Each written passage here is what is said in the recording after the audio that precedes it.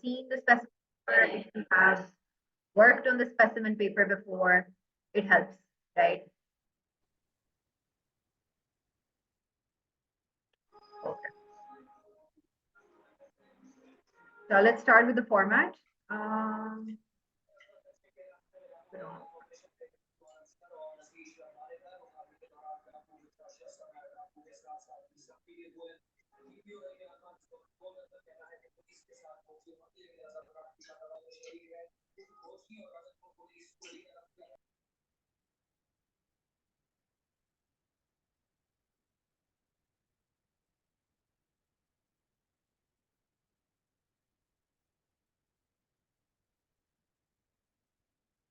Hold on a second, I'm opening the pull up format. I had the IGCSE one by mistake.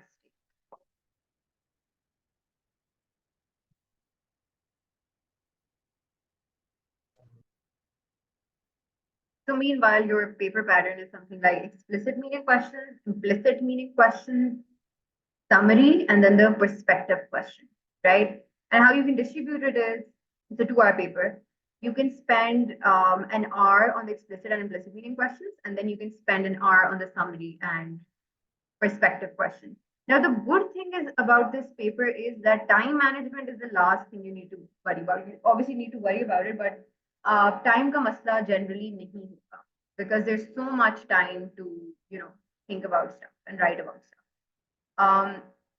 The only problem you can have is कि आप किसी implicit meaning question पे इतना stuck हो जाए that you spend your entire time on that, right? So I wouldn't recommend doing that. If you feel like you've gotten stuck on a particular, if you're stuck on a particular question, don't just linger there. Instead, just move on to the, the summary question, the perspective question. You come back to the implicit meaning part again. But apart from that, the time management will not be an issue at all here. Okay.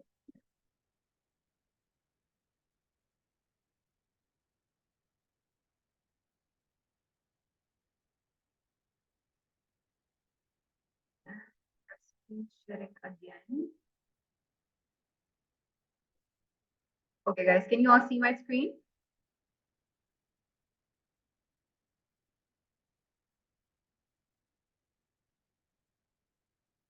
Okay, thank you, Riva. Okay, perfect, sir. So guys, for those of you who entered just now, I already told the students that I have discussed specimen paper with you guys already. There's a video on the specimen paper as well, so you can go watch it, right? With me solving that paper, right? Today, I'm just going to explain to you how to solve the question, right? We're not actually solving a paper, okay? सिर्फ आपको technique सिखा रही हूँ, apply आपने खुद करना है. Okay, so total marks 50, total time 2 hours. Section A text comes from text A, right? Of course, in this paper, you're going to get 2 texts, text A and text B, right? It's going to be 25 marks, the first section, section A. Question 1 is going to be a 16-mark question, right? So explicit meaning questions have more marks for you, right? You're getting more marks for your explicit meaning questions. This includes some in your own word questions, right? And I had given the students another, variant, another code from where they can extract other passages and other exercises. So 09900500 से आप P1 की थोड़ी practice कर सकते थे because 1123 again it was a new paper format. You did not have prior paper. Question number 2 is a 9-mark question, right? Implicit meaning questions. You have to read from the extract from the passages. आपको passages से छोटे extracts लेंगे and you have to draw out impressions and you have to draw out effects, right? Then comes section B, right? It all comes from text B. It's a 25-mark, section again. Question number 3 consists of 2 parts: summary of text B for 20 marks, and then the opinion question for 5 marks, right? Right. And this paper you are done with, nothing to look at here. Now let's move on to the specimen paper. So guys, ये एक आपका, this is a specimen paper that they've given us. This is sort of your, holy Bible, whatever, for this exam. It's your key, right? If you haven't solved this already, now is the time to do it. This is the first passage, right? ये इतनी ही length का आपके पास almost आएगा in your exam, 1.5 page, and then your text B, from which you have to write the summary and answer the perspective question. And this is also 1 page and a few lines, right? So this is less in length. That is a more lengthy one. Now the thing with text A was, इसको एक पढ़ने का एक तरीका है, and that is you first go and you look at all of the questions. You read all of the implicit meaning questions. You read all of the explicit meaning questions, right? And then you come and you read it. Then you read the insert again, and then you go answer the question, right? So first thing you're doing, you are reading question number 1, implicit meaning questions, then you're reading question number 2, implicit meaning questions, then you are answering the questions by reading the insert twice, right? और ये सब आपने 1 घंटे में करना है. Let's just take a look at the questions. So question 1, explicit meaning questions. I expect all of you to get a 16 out of 16 in this question because it's obvious. If you've read the text properly, you should not be messing up this part, right? ये आपके full इसमें 16 out of 16 out of 16 उसमें आ सकते हैं, right? Even though it's an English paper, you totally, in what way is the structure of redwood trees the opposite of most trees? So again, a very obvious kind of question. They don't expect you to come with the knowledge of this. The only way that you can find the answer to this question is by reading the passage, right? This is a very easy question, 1 mark there. Using your own words, explain what the text means by ancient giant of the forest from line 3. Now the thing with this question is, by the way, I would request you all to take notes. अगर आप लोगों के पास pen pencil है तो notes बना लें. अब explicit meaning question में जो using your own words वाला question आता है, there's 2 ways to go about it, right? One is the direct quotation method, and one is, direct synonym method, and one is the paraphrasing method, right? Both of these methods require you first to go read the line from the passage, right? अगर आपको पता भी है ancient का भी synonym आता है, giant का भी synonym आता है, you are not going to directly write the synonym. You're first going to read the line, read the sentence in context. किस context में use हुआ है ये line, right? There's a reason they didn't just ask you for a synonym of ancient and a synonym of giant. There's a reason they gave you a passage, right? You have to keep linking everything back to the passage, to the context, right? So आपने ancient giant of the forest पहले आपने देखना है कहाँ से लिया गया, right? You will go to the passage. You will go to line 3. This is line 3. 1, 2. Nameless, the ancient giant of the forest, grew increasingly complicated and more massive higher off the ground. For some context, in case you've not read this insert, which is completely fine, Nameless is a tree. Okay, it's a tree called Nameless, right? It's a large redwood tree that no one has ever attempted to climb before, right? Now, Nameless, the ancient giant of the forest, grew increasingly complicated and more massive higher off the ground. Now, if you're going with the direct quotation method, what you will do is you will change it, you will find a synonym for ancient in context and for giant in context, right? Ancient के क्या synonyms हो सकते हैं? Old हो सकता है, right? Antediluvian हो सकता है. I don't expect you to write words like that, but old लिख सकते थे आप. Giant. Giant would be something that is huge, that is big, that is magnanimous, right? All of those things. So you could have written either one of those. Huge, enormous, right? So this old, enormous tree of the forest, right? अगर आप direct quotation method लिखते हो तो आप इस तरह लिखोगे. They don't want you to write just old, huge, right? Context में लिख रहे हो तो old, huge tree, right? Enormous, old tree, right? That is why I'm asking you to link it to the context, not just look at the phrase. The second method is when you paraphrase the entire phrase, right?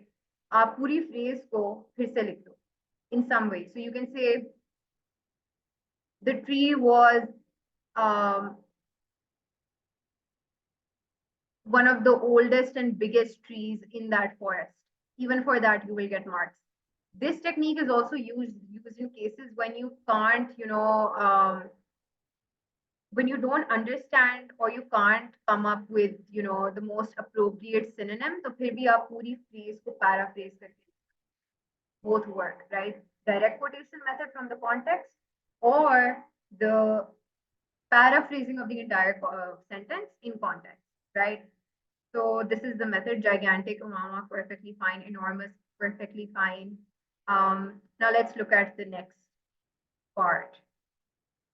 So ये थोड़ा सा question है, इसमें you have to do a little bit of thinking. Synonyms आपने ढूंढने हैं, you have to think a little bit. Then comes part C, guys. Give two features of the enormous trunk of nameless that will make it difficult to begin to climb this particular tree. Lines 5 to 9. So again, you go and you read lines 5 to 9, right? उसमें से आप two features ऐसे निकालेंगे. Again, this question seems very simple, but a lot of my very intelligent students also made mistakes in this. So two features of the enormous trunk of nameless. Now students suddenly for some reason forget कि इससे आगे भी कुछ था, right? Not just any two random features of nameless, क्योंकि वो तो हमें पता है, already पता है, enormous भी है, giant भी है, old भी है, right? Those are also some sort of, features of it. It probably has a trunk also. But the features have to be those features that make it difficult to climb this particular tree. Now this is the part that students वो जाते हैं, वो features पढ़ लेते हैं उसके, जो कि और भी दिए होते हैं कि trunk ऐसा है, roots ऐसे हैं, right? Leaves ऐसे हैं. Those aren't the features that make it difficult to climb this particular tree. You have to read the question very carefully. You have to read the part that, is that specifies the question. So two features तो देने ही देने हैं, लेकिन कौन से that will make it difficult to climb this, to begin to climb this particular tree. Even begin is a very important word, right? अगर कोई दरख्त मुश्किल है उसके ऊपर चढ़ना, it would also be difficult to climb it after a certain point. Maybe from the middle onwards, you can't climb it, right? But when they say begin to climb this particular tree, it automatically means कि शुरू से ही उस पे चढ़ना मुश्किल है, right? So one of the features for this one was that it has crumbly bark, right? If something has crumbly bark, तो आप जहाँ भी step रखोगे, the step isn't going to stay. It's just you're going to keep falling down. You're not going to be able to climb the tree, right?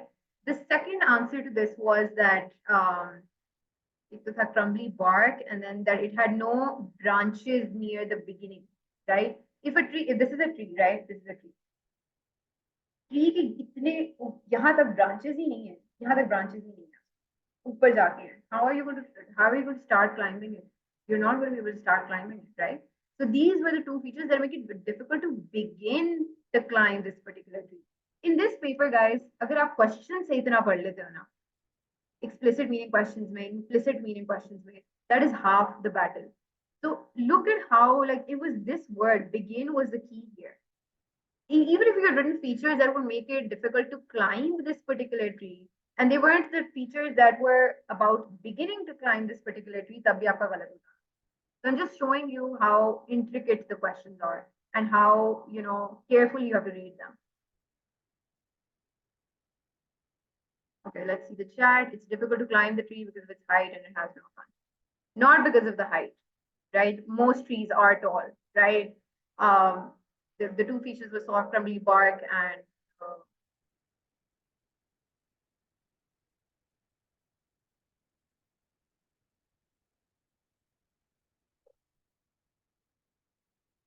soft, crumbly bark and no branches near the bottom.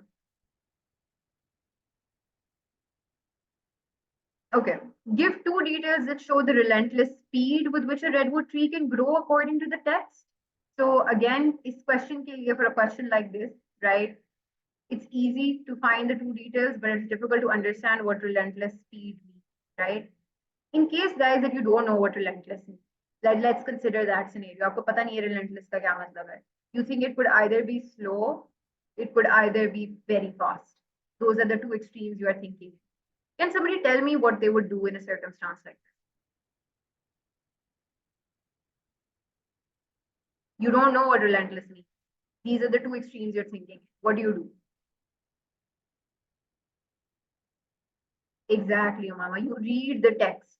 Text में अगर उस तरह की details हैं that are suggesting that it grows at a very fast speed, then relentless automatically means fast, right? If the text is giving details about how the speed um, of the growth of the redwood tree is very slow, then it's slow speed. आप details किसकी ढूंढ रहे हो? Slow speed की ढूंढ रहे हो. So the text is again your, it's your vantage point.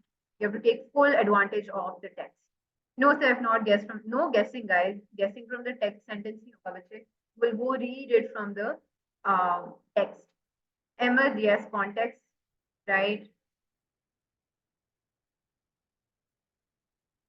So, sir, बच्चे, you will never guess anything here. Explicit meaning में बिल्कुल no guessing at all, right? Explain what Mo is thinking when he looked again at the lowest branch of a smaller tree standing next to nameless. Line 22. This again was a question that was a very confusing question for the students, even though it was a 1 mark question. Okay. Another tip, if there's a 1 mark question that's bothering you quite a lot, आपको नहीं उसी समझ आ रही, guys, don't sit and spend your time on that 1 mark question. Move on, right? अपनी mental energy को बचाएं for stuff like summary, for stuff like the perspective question, for stuff like the implicit meaning question. If it's a 1 mark question, you can't ruin a 10 mark question, yeah, 15 mark question, sorry, over 20 mark question, over just that 1 mark question. Because summary is 20 marks. That's what I'm referring to. एक number के पीछे 20 number नहीं कराओगे, नहीं हो रहा, move on, right? That being said, anywhere there's explain, that means you're going to have to do something. Even though this is the explicit meaning question, इसमें भी थोड़ा सा implicitness आ जाती है. When you have to explain something, it means it's not explained in the text. That is why you have to elaborate it on your own, right? Now, for this question again, you guys won't be able to get the reference if you have not read the insert, but वो ये रहा होता है at this point is that I already told you he can't begin to climb the nameless wala tree, right? Uski na branches है नीचे, soft crumbly bark है, he can't possibly climb that tree, right?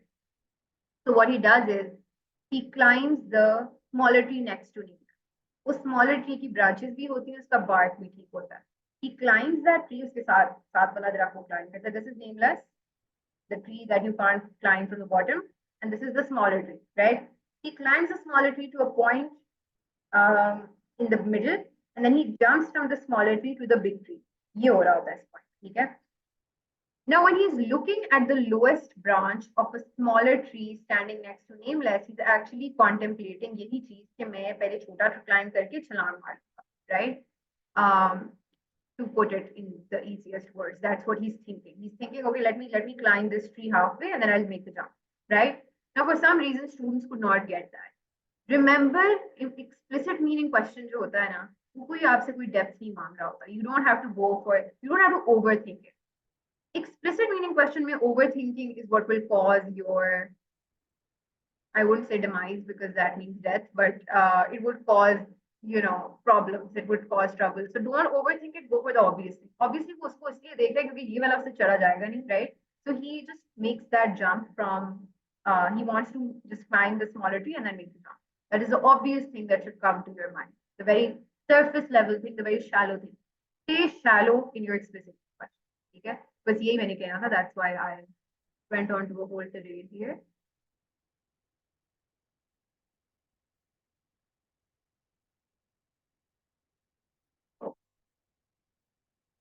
I hope you guys get it. Guys, relentless means like not stopping, right? Unstoppable, relentless, like keeps going at it, relentlessly, right? That's what relentless. So in this context, relentless would mean like fast speed. It's growing with that relentless speed, unstoppable speed, right? Okay. Coming to part F, how does Mo feel about trying to climb nameless? Give 2 details from the text to support your answer. Again, the mistake that you guys are likely to make in a question like this is कि आप ये देखेंगे कि ये 1 or 2 है, और आप ये देखेंगे give 2 details from the text to support your answer, but you will not write about the feeling, right? Remember, ये 1 इसका 1 है और ये 2 details दोनों यहाँ पे आनी, which is why they've given you 2 lines. It's not कि 1 detail here and second detail. It's not like that. So how does Mo feel about trying to climb nameless? 1, right? So what he's actually feeling is he's feeling enthusiastic, he's feeling brave, he's feeling courageous, he's feeling unstoppable, right? All of those feelings he's feeling. और फिर आपने text में से 2 details देनी है to support your answer. Another thing about this question is that you have to be very, very specific. अगर आप enthusiasm कह रहे हो, तो details भी enthusiasm के बारे में होनी चाहिए. अगर आप happy कहते हो, by the way, he's not happy, he's giving example. If you say happy for some reason, then the details will be very much about happiness and not about enthusiasm. Those are very different emotions. Happiness and enthusiasm are different. There's a nuance there. So जो भी आप emotion लिखते हो, exact detail उसके साथ match करिए, right? I hope that makes sense. So remember, how does Mo feel? पहले उसकी feeling आई है, यहाँ पे one में उसकी feeling आनी है. These two details are not one and two. These are just two details that will come here. First detail here, second.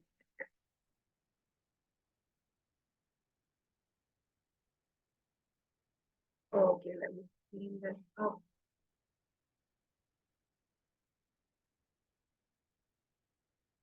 So I'm sure that you guys are getting how much nuance there is. Even अगर ये भी explicit meaning questions है, फिर भी इसमें इतनी बारीकियां हैं, right? So G part I, during this time, Mo discovered a problem which he had not seen when he was on the ground. What was the problem? This is a very obvious question. What did Mo decide to do to solve the problem? Again, don't we don't need to discuss this. H, explain using your own words Marwood's different feelings about Mo climbing nameless. Give three details from anywhere in the text to support your answer. Important things in this question again. I would recommend guys कि pencil अपने हाथ में रखो और questions को ना underline करो उनके important parts. Very important. Again, using your own words is very important here. Don't use words from the passage. Marwood's different feelings. ऐसे यहाँ पे. In the upper question that we just solved, there was one feeling. एक feeling लिखी थी और उसकी दो details. In this question, it says feelings, which means that there could be more than one. There could be, you're talking about two feelings, you're talking about maybe three feelings. And then you give three details. Each detail corresponds with the feeling. So for example, if he's feeling angry, so anger ki detail. If he's feeling worried for his friend, so by the way, Marwood is a friend of his Amin se dekh that. He's looking at his friend climb this tree that no one has ever climbed, right? So he feels in the beginning he's a little bit impressed, right? So agar aap he's impressed, then you write the detail for that. If you write the second feeling worried, you will write the detail for worried. If the last feeling is angry, then you will write the detail for angry. Okay? Correspond karani. And that is how you get your 3 marks.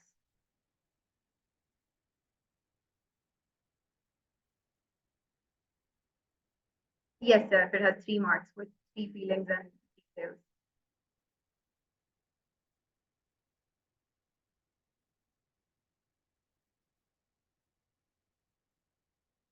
Okay.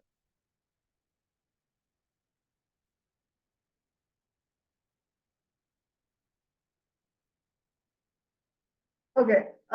As far as the implicit meaning questions go, I will not go into much detail here because there's this one rule of thumb with implicit questions. You just have to make sure that you are reading the question carefully and that you are thinking. You have to think in this. इसमें आपको जवाब पूछना पड़ेगा. It won't be your text. You have to do some thinking here, right?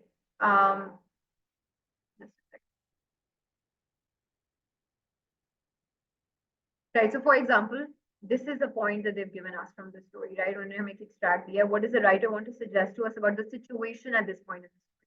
If you read the question carefully, they're not asking you about the feelings of Mo. They're not asking you about the impression created on the reader, on the writer. It's just the situation mein kya ho raha hai. So if you read this, you will realize it's a turning point in the story. It's a do or die point, right? So that's what's happening for the situation. Not talking about the character, just talking about the story. Explain why the writer uses the word stronger rather than strong in the expression a stronger branch. There are two answers to this. I will give you guys both. जब हम कहते हैं कि कोई tall है, and then we say that somebody is taller. What is the difference between both of them? Can somebody tell me?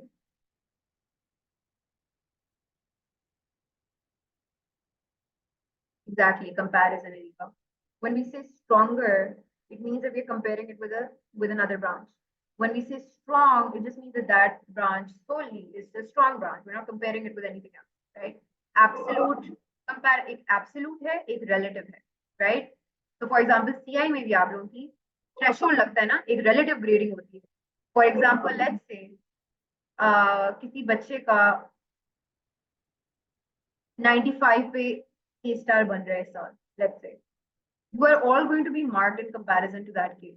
उसका जो 95 है that will become sort of you guys' 100, right? I hope that makes sense.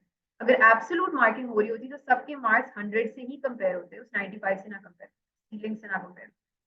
So when we say strong, it's absolute. When we say stronger, it's relative in comparison to something else, right?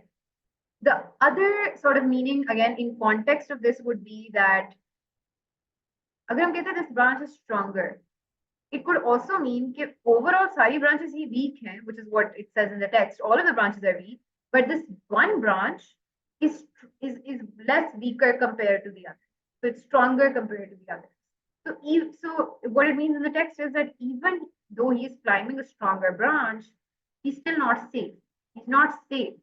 It's still a weak branch. It's just stronger among all of the other weak ones. I hope that makes sense. So अगर आप इनमें से कोई भी answer लिख देते, absolute relative वाला या ये वाला लिख देते, would have been fine. What two impressions does the writer want to convey to the reader in the sentence? This, right?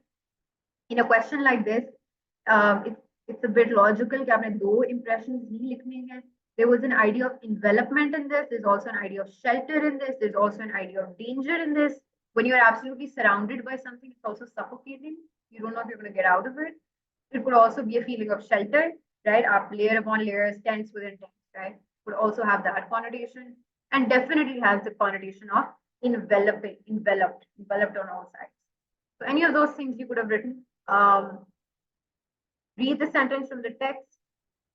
Why does he use the word labyrinth to describe it? Again, I'm not going to go into the details of the question. We're not solving this paper. I'm just showing you guys technique. अगर आपको labyrinth का मतलब नहीं पता, you're going to again go to the text and you're going to read the text properly and you're going to try to identify what labyrinth means. Labyrinth, by the way, means a puzzle, right? Like a maze, जिसमें से आपने निकलना होता है. Climbing upwards slowly and steadily through the labyrinth, Mo lost sight of the ground. So it's almost like he's inside of a puzzle. What effect does the writer suggest about the tree by using the word labyrinth to describe it? So what the important part is, knowing the meaning of the word does nothing for you, right? आपने उसको link करना है tree से. Tree को क्यों उन्होंने कहा है मेज की तरह होता है? Tree or maze, they're absolutely different things, right? So to read the insert, you to identify how the tree is being linked to a labyrinth and how does it make sense, right? So again, we यही था कि the tree was like it was easy to get lost in it. The tree was so intertwined, like the branches were so intertwined, it was similar to a maze, right? It also suggests that the tree is like a quest, right? Like for more, like climbing that tree is like achieving a quest, right? जैसे वो labyrinth में से आप निकलते हैं तो एक आप एक quest achieve करते हैं, the same, right? Okay, so this question, one example from the test of how the writer uses, or from the text of how the writer uses language effectively to convey Mo's feelings after Mo has lost sight of the ground. We are comparing this one. In this question, three things. One example, how the writer does what? Uses language effectively to convey what? Mo's feelings after Mo has lost sight of the ground. So, एक example ढूंढनी है किस चीज की? A place where the writer is using language effectively to do what? To convey Mo's feelings after Mo has lost sight of the ground. Now, there were many impressions that you could have picked on, right? It felt as if he was passing through a membrane, entering another world. There are two examples. Senses were overwhelmed. Overwhelm is also an emotion. This is also an experience that he's having. Lacework of branches. Load. And yeah, I think that's pretty much it. Any of these you could have picked out or couldn't explain for another. So picking out the example is more the explicit task. उसका जो explanation देना है आपने वो थोड़ा सा implicit task है, right? When we say entering another world, right? How is he entering another world? It feels like he is,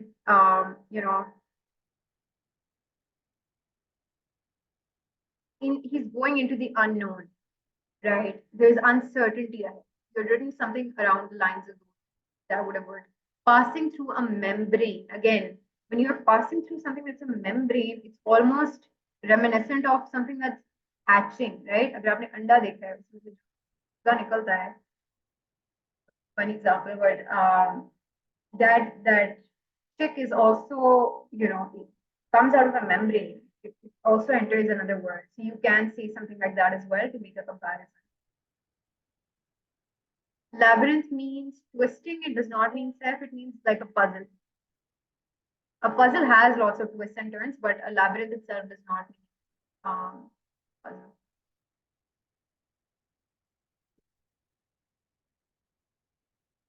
Okay, summary. For the summary, guys, I'm just going to take you to a checklist and we're going to just go through that. If you can, do everything that's on the checklist, you're good to go. 150 words is your limit. So word limit, you can go 5 words before you say and not more than that or less than that. You have to use transitional devices, at least 6 to 8. I hope you all know what transitional devices are. So listing transitional devices are when you're listing something, right? Firstly, secondly, thirdly, moreover, furthermore, additionally, alongside listing transitional devices. Transitional devices that show contrast. On the other hand, on the flip side, on the contrary, right? इस तरह की और भी बहुत सारी होती है. कुछ time का show करते हैं next, right? Those are transition devices that show that there's a time transition. Transitional device are always used at the beginning of sentence. Sentence के शुरू में, never in the middle, never at the end. Use conjunctions, at least 4 to 5. Conjunctions are like but and, that are used in the middle of sentences to link them, or, right? Reinforce the topic for which you are writing points. This means, for example, if your summary is about a tech, आपको 2 prompts दिए होंगे summary में. Let's say it's about sugar. It's about the origins of sugar and the rise in popularity of sugar. Reasons in the rise of popularity. These are the 2 points that we're given. After, let's say you have to write 6 points for the first prompt, 6 points for the second one. You are to, at some point, reinforce कि आप rise in popularity of sugar के reasons, right? Not just in the topic sentence, not in the beginning sentence only, but you have to reiterate it once you've written 4 or 5 points. So, for example, origins of sugar के ऊपर लिखते हैं and you've started from, okay, sugar originated from da da da. Now, after writing 3 or 4 more points for sugar, we've already forgotten, the reader has already forgotten that this was a summary about the origins of sugar, right? हम भूल चुके हैं, तो आपने फिर से लिखना है. Another place sugar originated from is da da da. What you're doing is you're reinforcing the topic. उसके बाद जो आप उसके लिखना शुरू करेंगे, reasons and popularity of sugar के points. Again, after you've written 3, 4 points, you will again say another reason for the popularity of sugar is, or another reason sugar is so popular is something along those lines, so that we, again, the reader registers again, right? Do not start a sentence with but. Try to use at least 1 semicolon and commas, independent clause. In case you guys don't know about a semicolon, I would suggest that you watch my video, which is on grammar rules. उसमें मैंने सारा ये independent clause explain किया हुआ है. It'll take you 10 minutes to watch and आपका सब will be fine. Do not add examples or details. Stick to the overarching or main point. At least 12 points must be written. So for whoever was asking about the number of points, 12 points आपने लिख के आने हैं. In case you have 2 points wrong, let's say, आपके marks नहीं कटेंगे as long as the rest of the 10 are correct, right? If you've written 2 extra points, no negative mark. So the 12 points are a safety precaution. Do not exceed or fall below the word limit by more than 5 words. Make sure your grammar and tenses are correct. So rechecking is very important. Minimum how many connectors? So yes, Riva, 6 to 8 would be good. Okay, moving on to the perspective question. We're also short on time, so I'll just try to wrap it up as quickly as I can. Okay, अब इस question में guys, it's a perspective. You have to become another person, right? Imagine you're Kent Lindwall, one of the owners of the hotel. You're interviewed by a local news program about the effect that hotels are having on the forest environment. Give your answer to the interviewer's question using information in the text. Interviewers question, some local people think that your tree hotel might have a negative effect on our forest environment. What is your opinion? So guys, the पहली चीज ये है कि the text is not always going to be from the perspective of this person. Kent Lindwall ने नहीं लिखा हुआ text, right? The text was written by somebody who was reviewing one of his hotels, right? So the text is basically about a hotel called the Tree Hotel, right? And it's an environmentally friendly, sustainable kind of hotel in the middle of a forest. And Kent Lindwall is the owner, right? अब उन्होंने आपको कहा है कि आप Kent Lindwall हैं, and you have to write from his perspective, right? Now to do that, you first need to logicize that obviously you're not going to say to a question like this that that yes, my hotel is very environmentally unfriendly and they should close it instantly, right? You're not going to say anything like that. You're going to say positive stuff about your hotel, and you're going to say no, it does not have a negative effect on the forest environment. Or आपके text में evidence है इसका कि the hotel is actually very sustainable, it's very environmental friendly, right? तो वो आप points list करेंगे. Yes, owner will obviously not want to shut down the hotel. So you have to really think about whose role you are playing, right? You are Kent Lindwall himself, right? The owner of the hotel.